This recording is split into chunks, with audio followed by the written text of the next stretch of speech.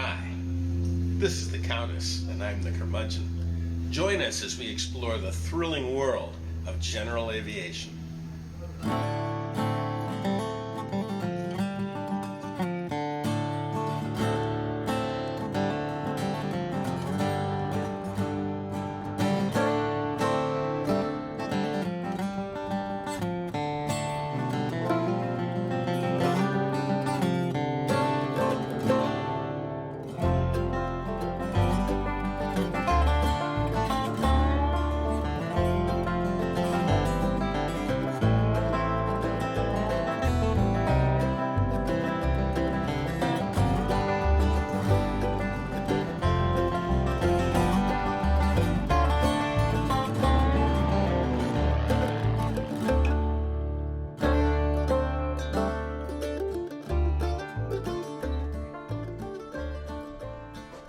Oh, hey, Dad.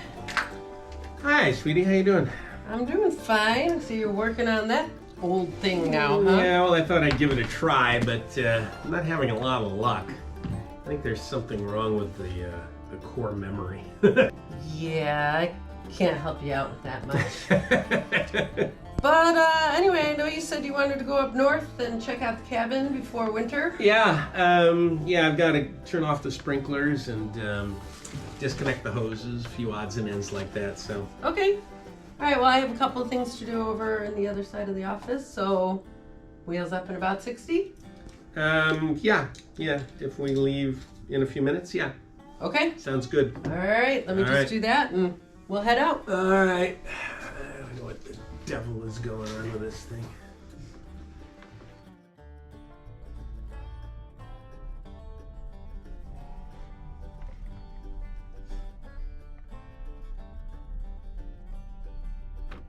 So I know the cabin's 3 hours away by car. How long is the flight? Well, usually you just kind of divide by 3, so about an hour. Although when I timed the trip, it looked like it was going to be about 45 minutes, so maybe the wind will be in our favor. That's a big difference. Yeah. That's cool. Yeah, that would be nice. It sounds like fun, and Should be a beautiful day. I mean, yeah, yikes, the weather is just spectacular. the weather is awesome. And how is the Countess? Well, she's fine now. Had a few troubles with her lately. Really? What? Why? What Well, happened? I mean, you remember when Mom and I went to Chattanooga? Mm-hmm. Okay, so the #1 radio started to act up on our flight down there. And it wasn't too serious, but I could tell, there was a lot of static and hissing, and it just got worse and worse. And by the time we returned from Chattanooga, a few days later, I was using the #2 radio alone. I couldn't use the #1 radio. So we had to ship it off to Garmin, and Garmin had to fix it, which they did. Came back about 2 weeks later. Oh, that's good. Well, yeah, plugged it right in, and worked great, and I managed to fly it, I think, once. And then Mom and I were off on a trip to Austin, and I had just taken off, when the knob on the primary flight display decided that it was not going to function anymore. And so I thought, it's not worth it. I'm not going to fly all the way to Austin with a PFD knob that's broken, which makes it really hard to use the autopilot. Wow. Yeah. So I turned around and landed back at Kenosha, and she and I flew commercial. Oh, well, that's frustrating. Oh, it's terrible. So frustrating. Masks on the plane and Ugh. TSA. It's just awful. Airports. Knowing you could have taken your own plane. But So frustrating. She's good now? well, now she's good. Yeah, because we unshipped the PFD and we sent it off to Avidyne, and it was under warranty. They shipped it back, and I picked it up 2 days ago, and it's brilliant. That's good news. Yeah, it's good news. So yeah, works. I've had it in the air several times since. Works just fine. Excellent. Well, let's go check it out. Airplanes. There's always issues with these airplanes, right? All right. All right. That's a scoop with airplanes, guys. Issues. Here we go.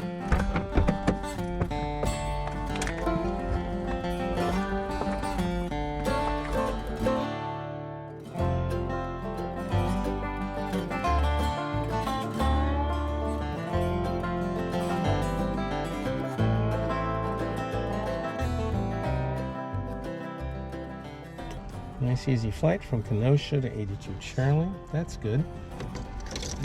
Okay. Let's go to our checklist.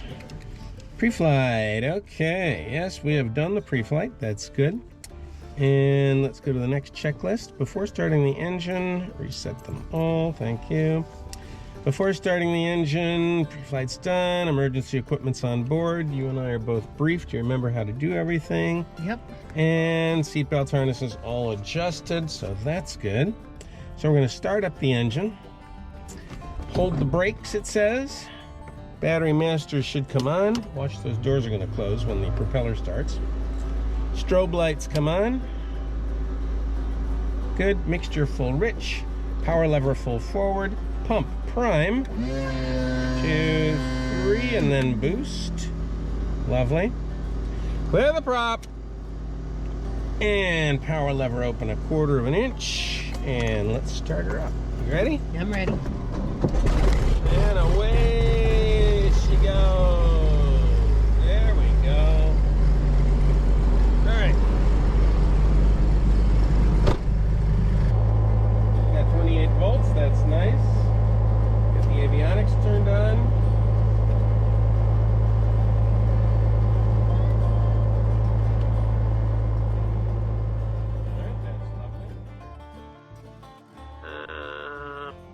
This is 127, 175. Commissioner for Information Uniform 1753 Zulu weather 1250 at 6, visibility 10, sky clear. Temperature 22, dew point 6, altimeter 3010. Visual approaches in use, landing and departing runways 25 right and left. Runway 25 left happy out of service. Use caution for a 115-foot crane 1/4 mile south of the departure end of runway 25 left. Advise on initial contact. Do you have uniform? Uniform. Okay, that's good. That's good. Let's go to Ground cross 25 left at Delta. Make sure that we can taxi. Brakes work. Yep, brakes work. We are pointing 337. That's on the line with the compass. We are at 3010, and that gives the right altitude. Good. I think we are ready to go. Kenosha ground, Cirrus 345 Tango Sierra is at the north ramp. We're going to be northwest bound. We have uniform. Cirrus 5 Tango Sierra, Kenosha ground, runway 25 right, taxi via Alpha, cross runway 33 on Alpha. 25 right, via Alpha, cross 33 on Alpha, 5 Tango Sierra.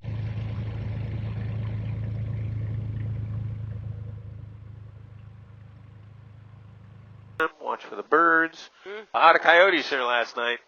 Here? Oh yeah. You could see him. I couldn't see them. I could hear them though. When Oh, yeah. I turned off the airplane, they were howling all over the place. Yeah. I heard him last night too. Hey, 25 right.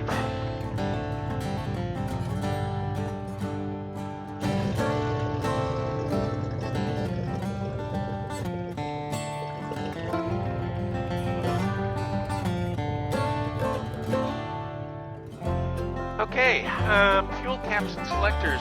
Fuel caps look like they're on. The selectors on the fullest tank. That's good.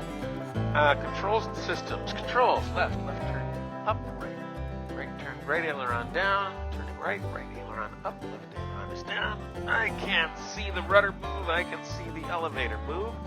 Systems. Let's turn on the autopilot. We'll just put it in heading mode.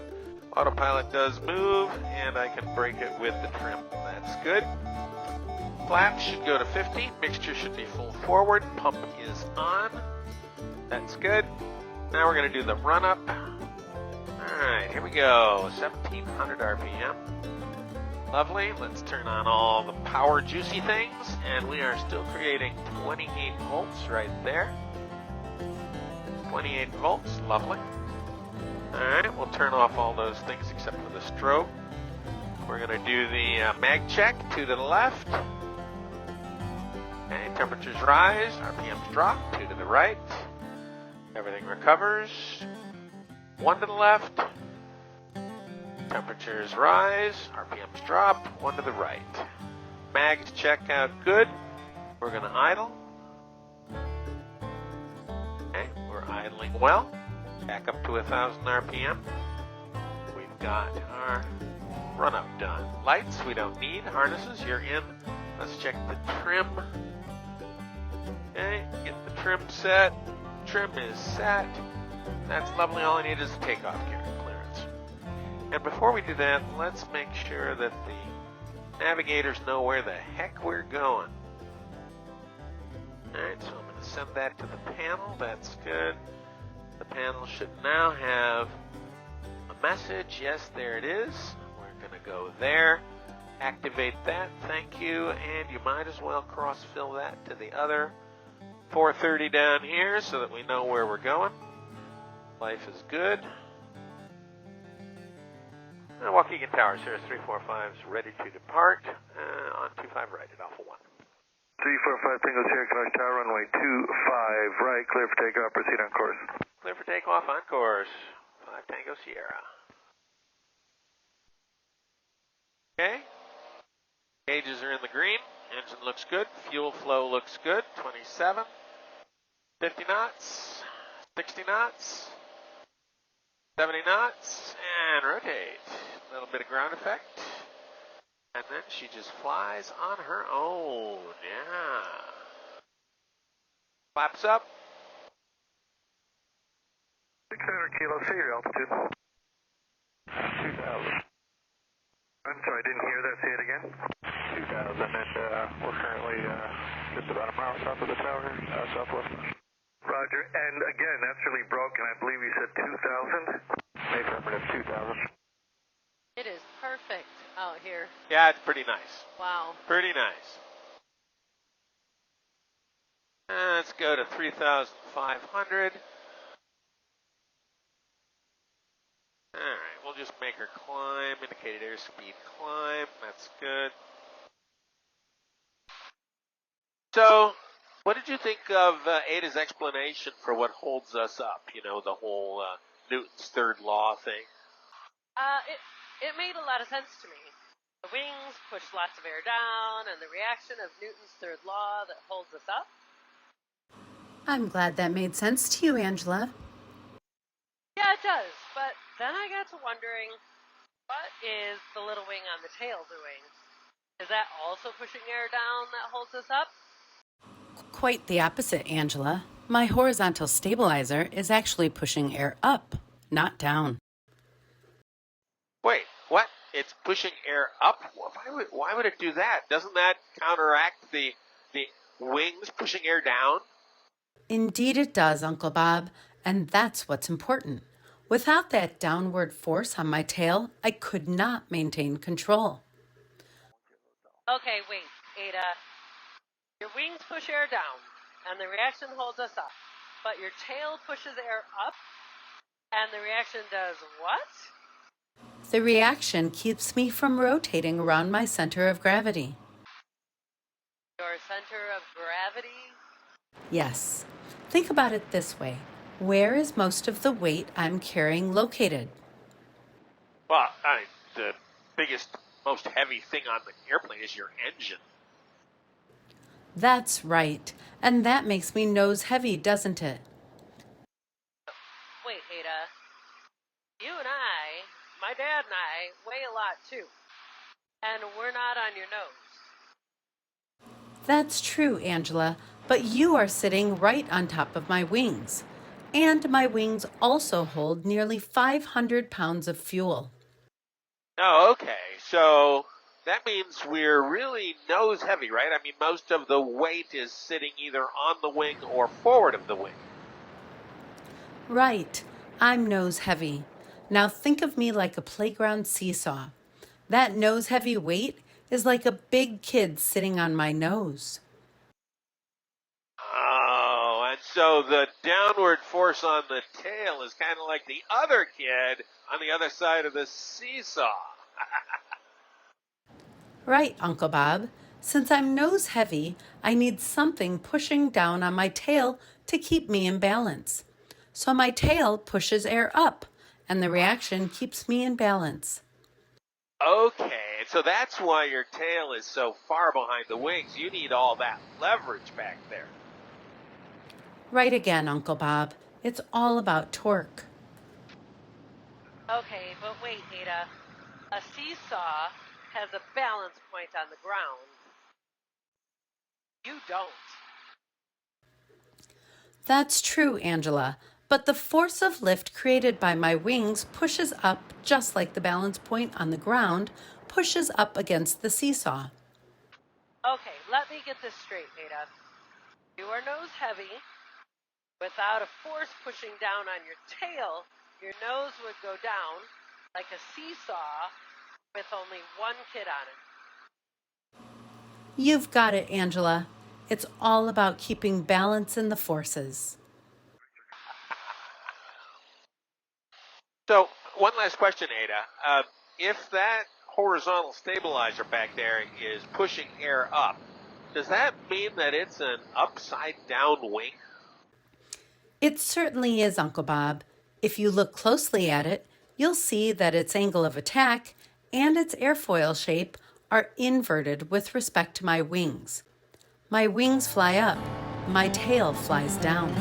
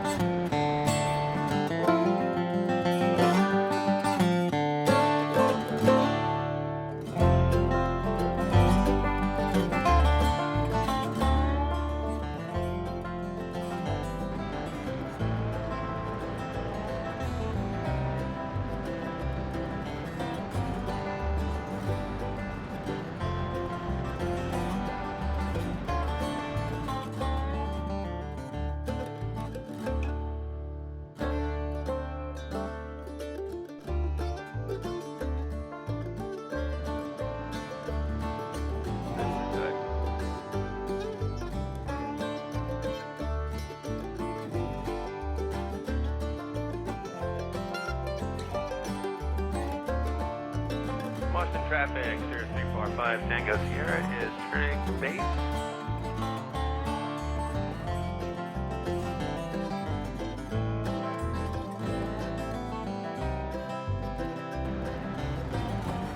Turning base for 1-4.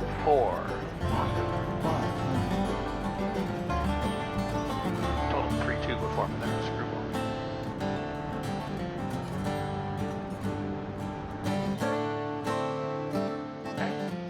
Seats below, report Atkinson.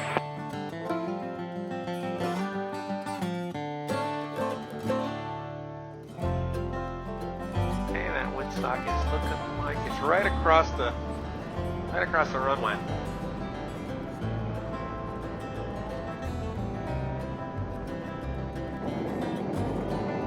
Yep.